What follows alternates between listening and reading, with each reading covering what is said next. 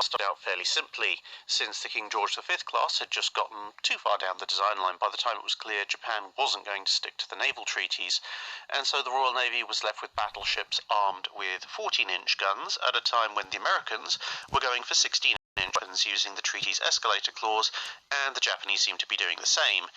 In reality, the Japanese were actually going for 18-inch guns, which was even worse, but nobody knew that at the time.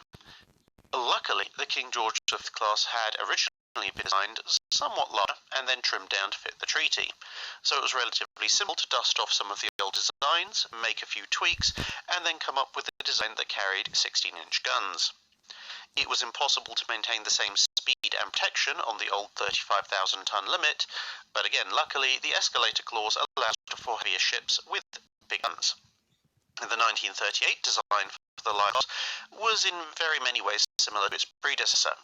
They were about 40 feet longer, 2 feet wider, and had 20,000 more horsepower, but on a battleship scale looked almost identical to the older design.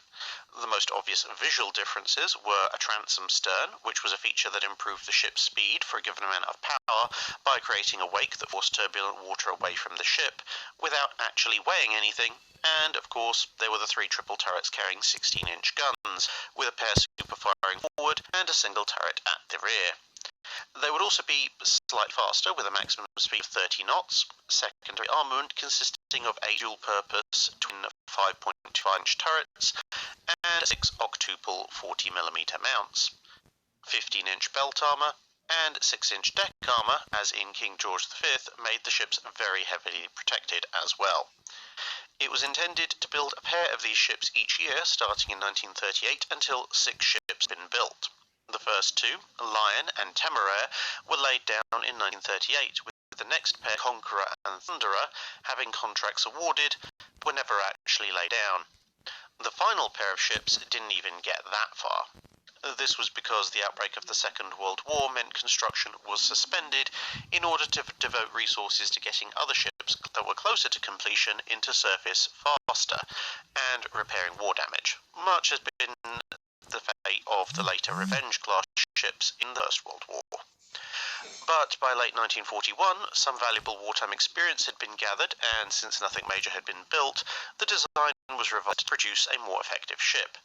This included a slight increase in length and a wider beam to allow for an even more extensive underwater protection system against torpedoes, and the dropping of the requirement to be able to fire the forward turret directly ahead at 0 elevation meant that a flared and raised front could be installed, which would make the ship much better in rough seas, something that would later be proved in the career of HMS Vanguard, where a similar design of hull meant that she would stay combat capable whilst accompanying USS Iowa, which was unable to fire its forward guns due to water pouring over the deck. Aircraft launching facilities were removed due to the improvements in radar, and belt armour was reduced to 14 inches, except over the magazines, in order to save some weight for other changes. The anti-aircraft armament was increased to 9 octuple and 1 quadruple 40mm mounts, and the changes to size and weight meant that the ship's speed would drop back to just over 28 knots, but with more space there was also room for more fuel, so the ships could go further. Overall, this new design would weigh about 2,500 tons more at standard displacement. However, as the war progressed and new weapons came about, there was another look at the ship's design. There was also a lot of uncertainty as to whether battleships could survive the new combat environment, and so a number of different designs were prepared. A new variant of 16-inch gun was proposed for the main armament, but the ship itself now had many possible variants. One proposed was a ship of 50,000 tons with 12 of the new 4.5-inch guns in twin mounts replacing 5.25-inch weapons, and numerous new sextuple 40mm Bofors guns. The Lion class started out fairly simply, since the King George V class had just gotten too far down the design, and by the time it was clear Japan wasn't going to stick to the naval treaties, and so the Royal Navy was left with battleships armed with 14-inch guns at a time when the Americans were going for 16-inch weapons using the treaty's escalator clause, and the Japanese seemed to be doing the same. In reality, the Japanese were actually going for 18-inch guns, which was even worse, but nobody knew that at the time. Luckily, the King George V class had originally been designed somewhat larger and then trimmed down to fit the treaty, so it was relatively simple to dust off some of the older designs, make a few tweaks, and then come up with a design that carried 16-inch guns. It was impossible to maintain the same speed and protection on the old 35,000-ton limit, but again, luckily, the escalator clause allows for heavier ships with bigger guns. The 1938 design for the Lion class was in very many ways similar to its predecessor.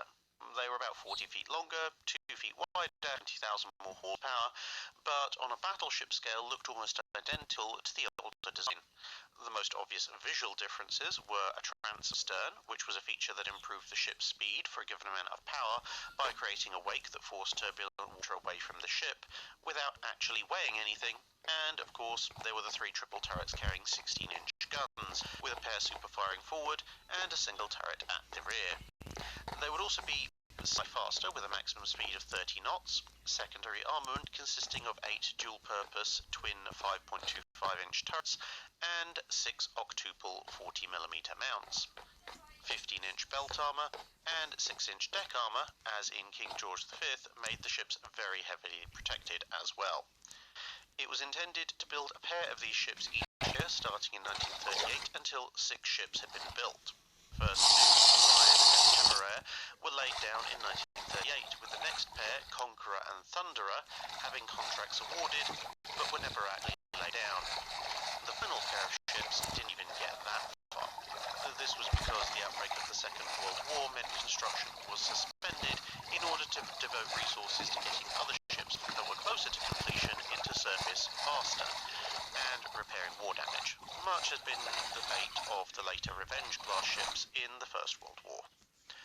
But by late 1941, some valuable wartime experience had been gathered, and since nothing major had been built, the design was revised to produce a more effective ship. This included a slight increase in length and a beam to allow for an even more extensive underwater protection system against torpedoes, and the dropping of the requirement to be able to fire the forward turret directly ahead at 0 elevation meant that a flared and raised front could be installed, which would Друзья, всем спасибо за просмотр. Сегодня, ребят, я показал свой новейший линкор Лайон Великобритании. Вот он, линкор Лайон. В общем, ребят, давайте немножечко расскажу историю. Я пока показывал вам весь свой, который я построил, линкор Лайон.